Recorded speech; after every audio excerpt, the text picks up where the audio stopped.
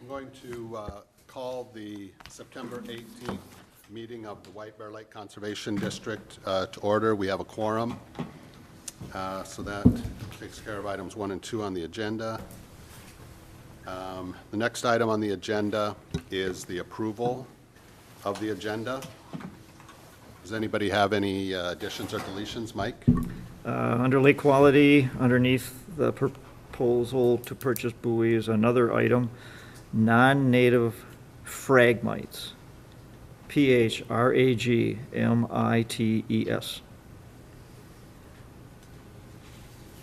That's it for me. Okay, any others?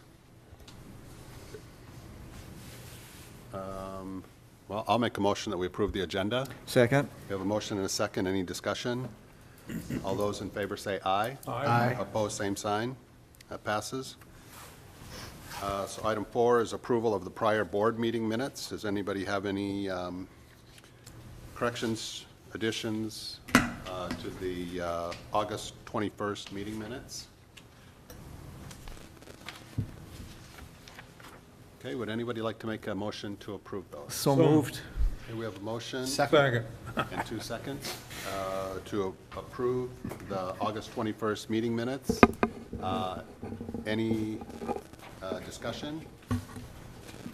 All those in favor say aye. Aye. Opposed, same sign. That passes.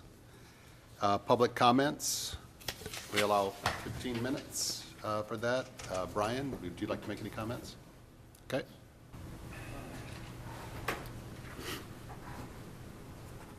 I guess the question is the same one as last month about the meetings for the commercial bay, whether we got something scheduled. And Mark and I have been trading calls on getting some clarification on boat counts. I think that I'm in compliance and can demonstrate that, but I want to give Mark an opportunity to talk about that, and him and I can do that offline. Sure. Okay, and yes, we are trying to arrange a meeting for the Boatworks Bay or Commercial Bay area. Thank you. Thank you. So we're at a point in the meeting where we allow public comment for items that aren't on the agenda. If anybody would like to, okay, then we'll move on. Item 6, new business. I don't have any new business. And 7, unfinished business. I don't have any unfinished business. So we're on to item 8, reports and action items. The executive committee. As I just mentioned to Brian, the executive committee discussed the idea of having a meeting with the dock owners in the Boatworks Bay or the Commercial Bay area, and we're in the process of getting a date finalized, and then we will notify those dock owners of the meeting date and time and location, and hopefully we can get everybody there. The next item, we also discussed a tour of White Bear Lake with the local communities, and we used to do that in the past.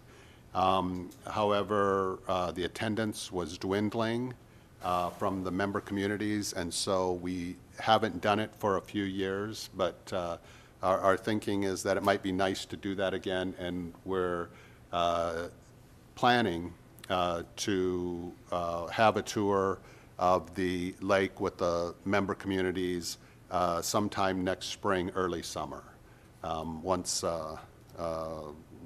the ice is out of the lake, obviously, and people are available. Any questions on those items? How does that work? Do you like rent a boat or something and tour the lake? Make them or- swim.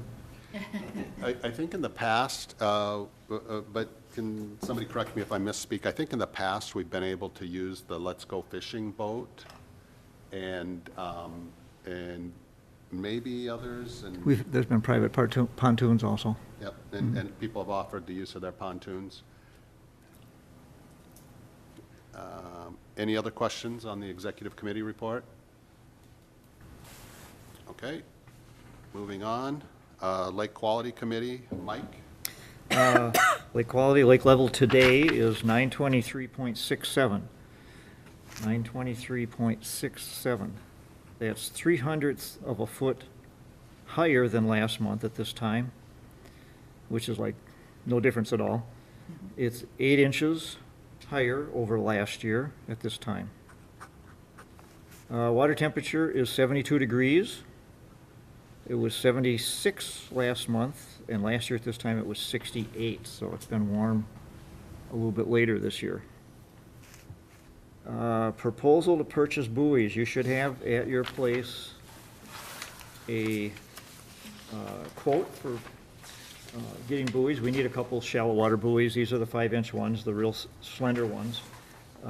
We have some in the office, some bigger ones, which we will be replacing a number of buoys. We're kind of hitting the end of the life of a few of the buoys, so we'll have 6 new buoys then for next year.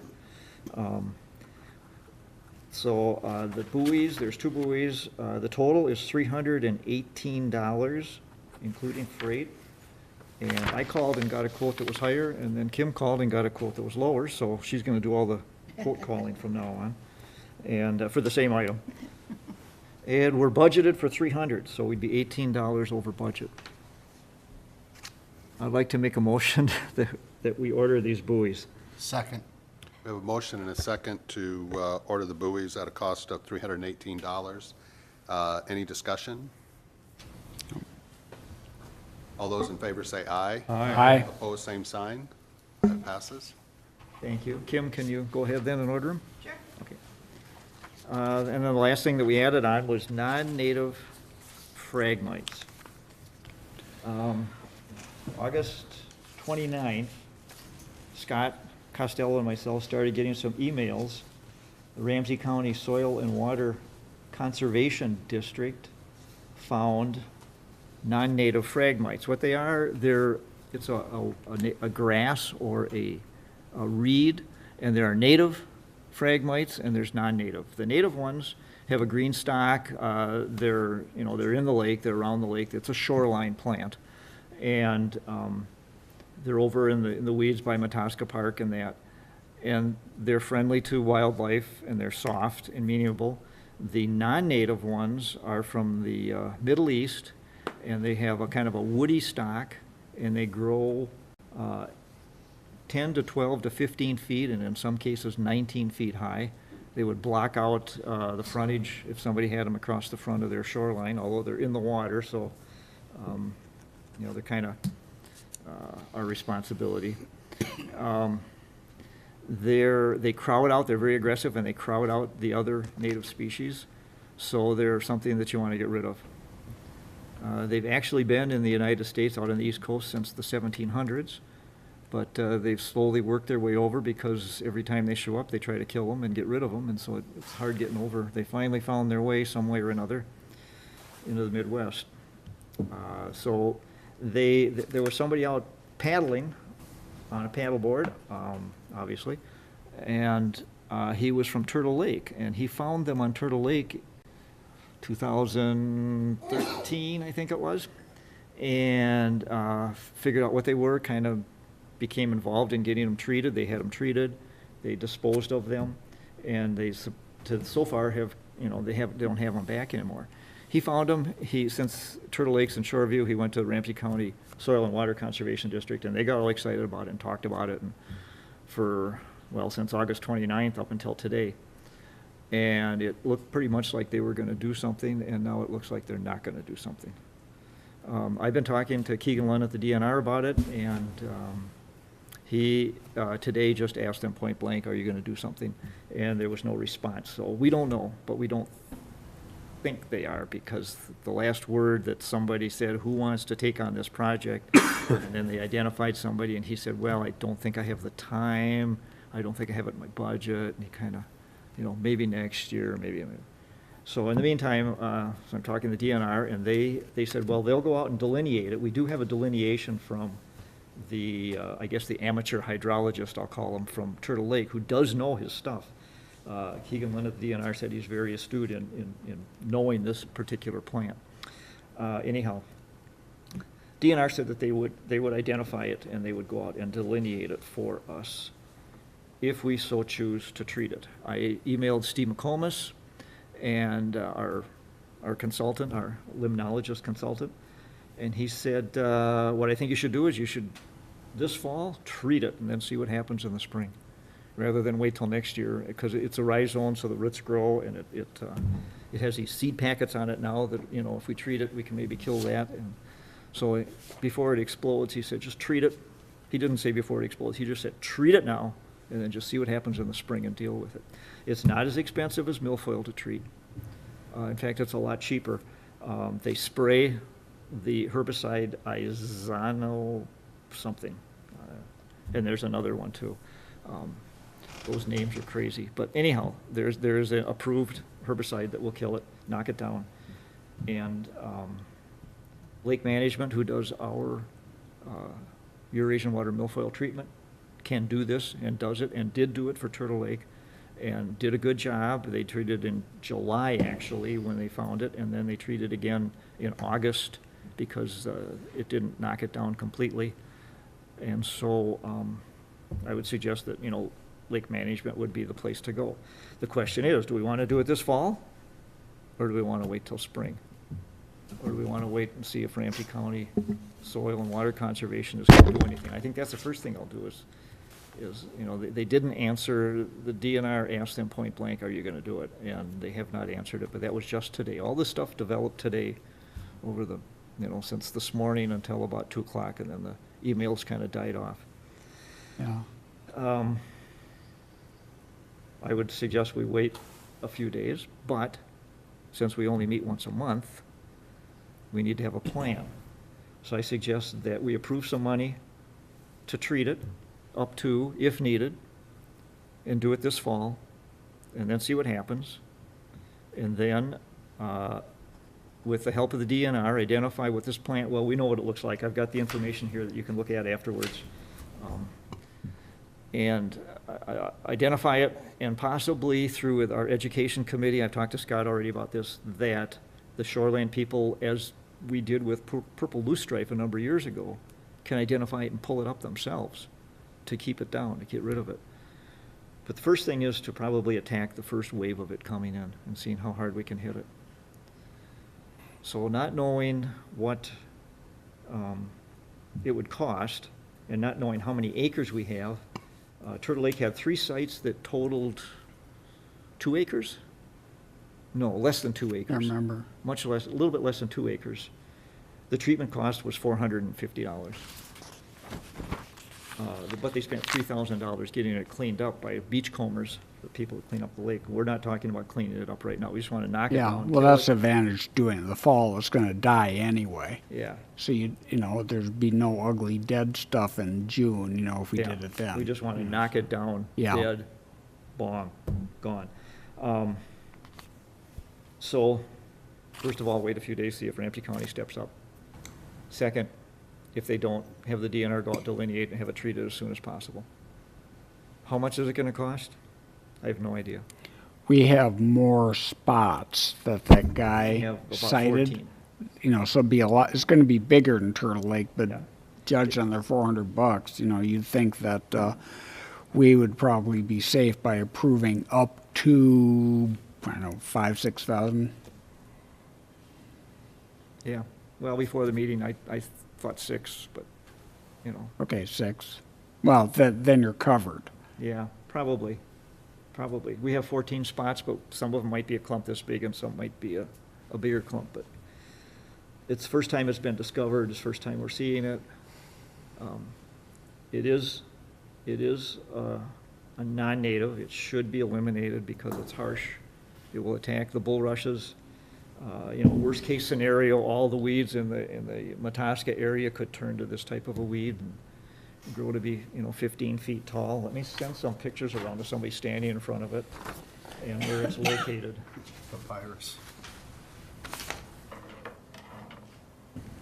So I guess I make a motion that we approve up to $6,000 for the potential treatment of non-native phragmites in White Bear Lake.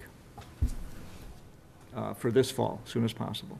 Put a time frame on it. October 1st?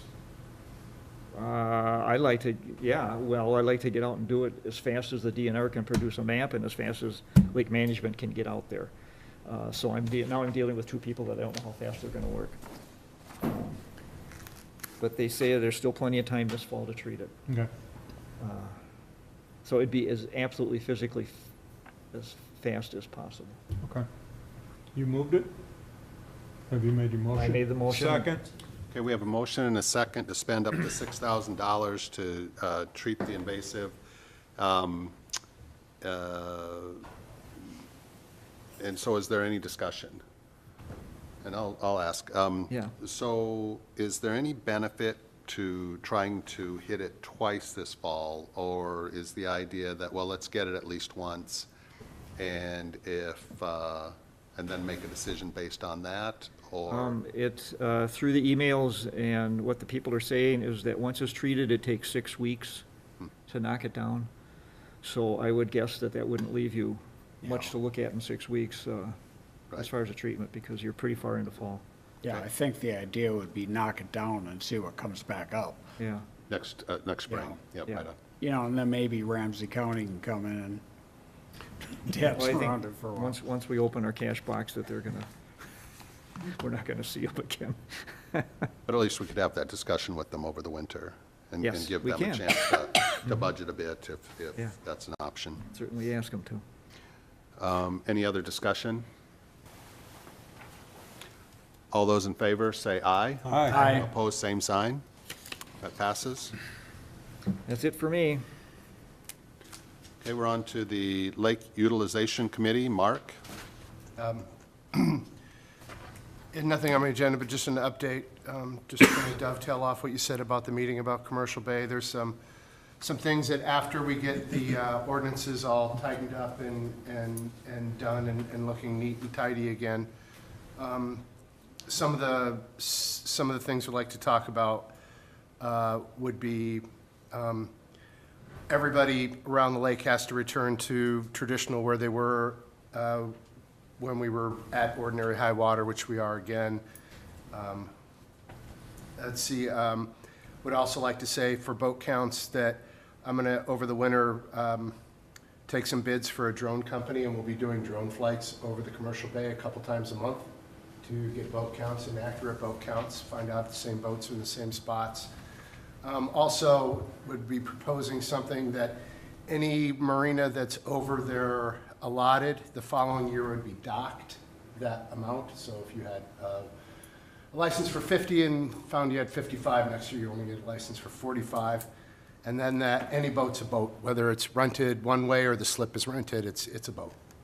So, So is the point that we would change our ordinances to affect that? Or, eventually, yeah, but that would be an over the winter sort of thing. And we've got Okay. time. No, nothing's going to change right away, but we're trying to get a meeting together Yeah. with everyone in Commercial Bay in the meantime. yeah, because Alan did, well, this looks fairly tidy. I don't know how really tidy it is. But as far as you're concerned, we've got that now. Yeah, okay. And we need to get it on our website and then, Yeah, I don't want to mess with anything until all that gets yeah, taken care of. I don't want to throw fire on, Okay. oil in the fire. Any questions for Mark? Okay, thank you, Mark. Lake Education Committee, Scott? yeah, everything's going well with the new website. We're getting some statistics on a weekly basis. It doesn't really mean a whole lot, but we do have that kind of feedback. We have, Alan just handed me the cleaned up ordinances. So we'll have to figure out how to get those on there.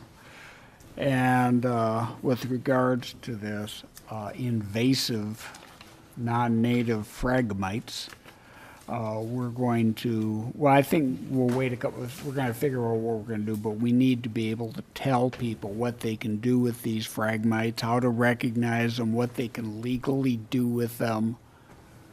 And hopefully there's enough stuff on the web that we can put that together fairly easy. We could ask the DNR for a few paragraphs, I guess. You know, it's kind of exciting news, fragmite invasion. So, A new brochure would be appropriate. yeah, frags. Star Trek. Okay. Middle Eastern ones at that. And can we also, and just to because this is website related, can we also, when we do, assuming that we do some treatment, can we make sure to get that on the website so that Yeah. people are aware that that's going on? Yeah, All right, thank we you. did that the last time. Yep, right on. Yeah. Okay, yeah, I don't have anything else. Okay, thank you, Scott. Treasurer's report, Diane? Thank you, Mr. Chair. Treasurer's report for September 2018. If you notice, this month, we paid Ramsey County for their water patrol, and I had Kim print out their contract that they gave us, and they showed how many boat safety checks and service calls they had, and so you can read over that, but that just kind of shows what we paid for. So with that said, I'd like to approve checks 4516 through 4524. Second. A motion and a second to pay these checks. Any discussion? All those in favor say aye. Aye. Opposed, same sign. That passes.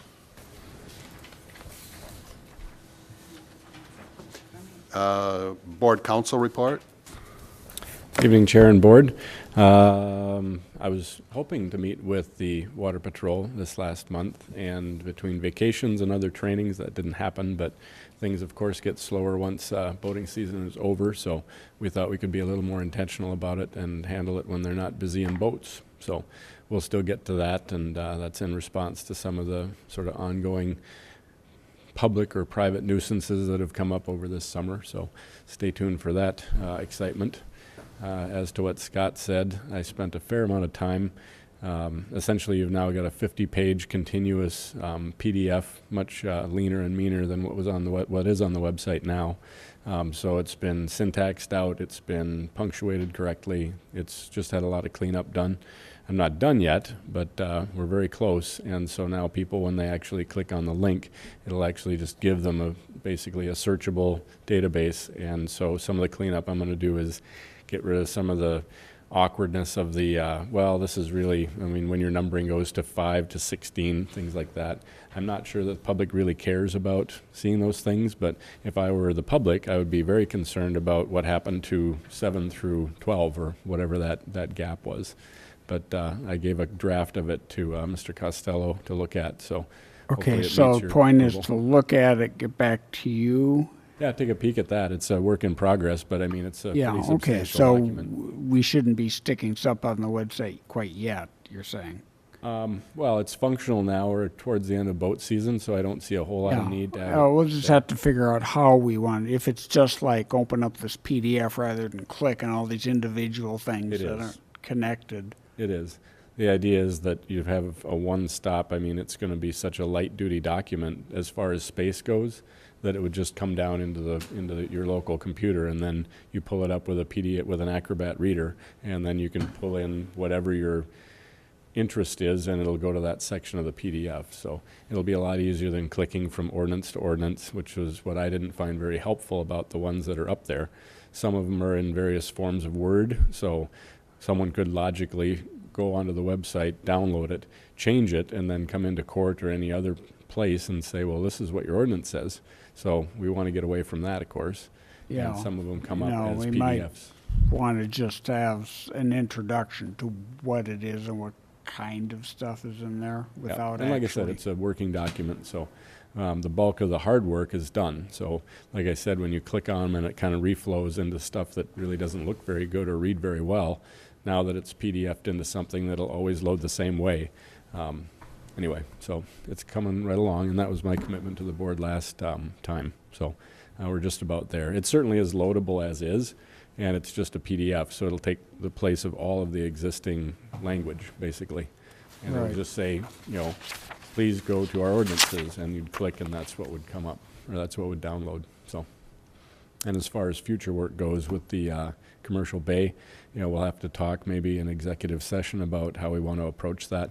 whether it's a civil penalty for exceeding your slip count.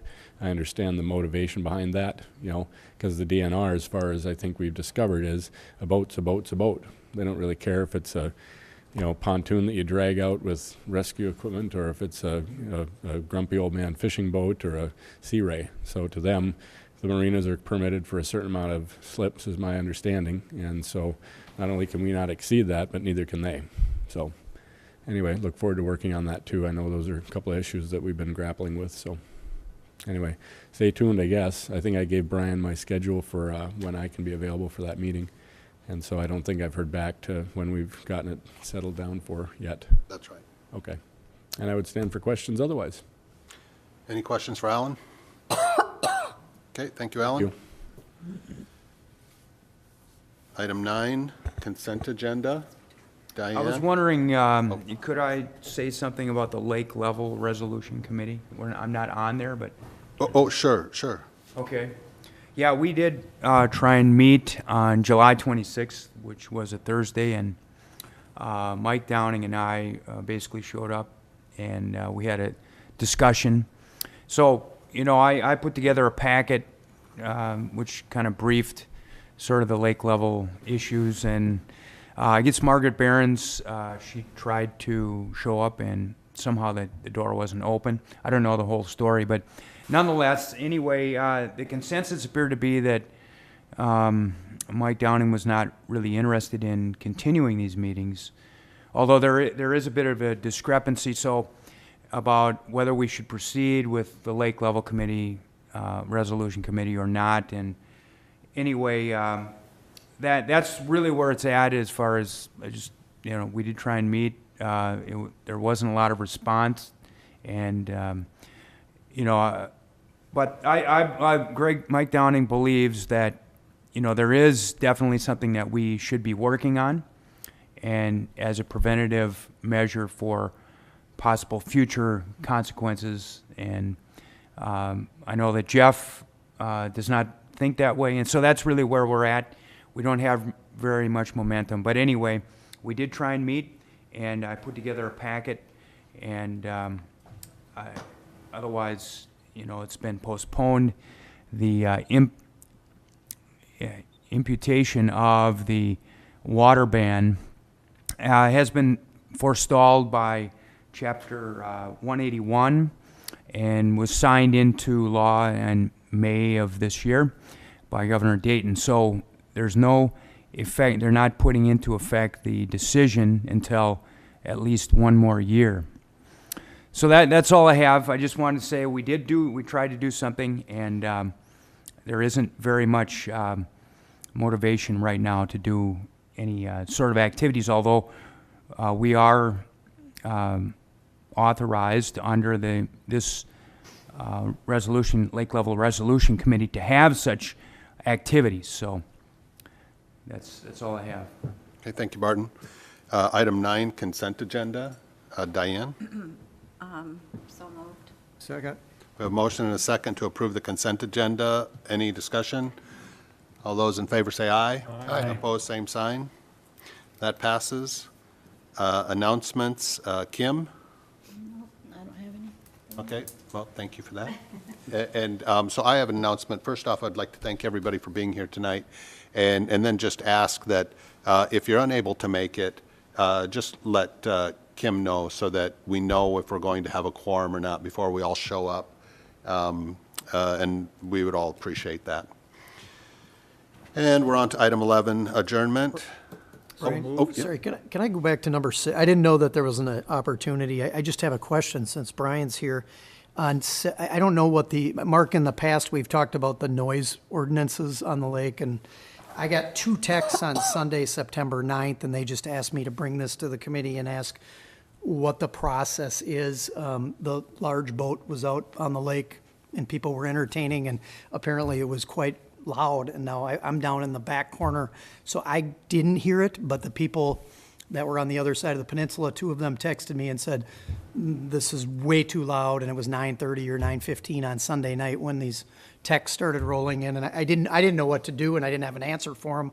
So I know in the past, Mark, you've said just call the police, and I'm like, well, I'm not calling the police. I mean, that just didn't seem right to me.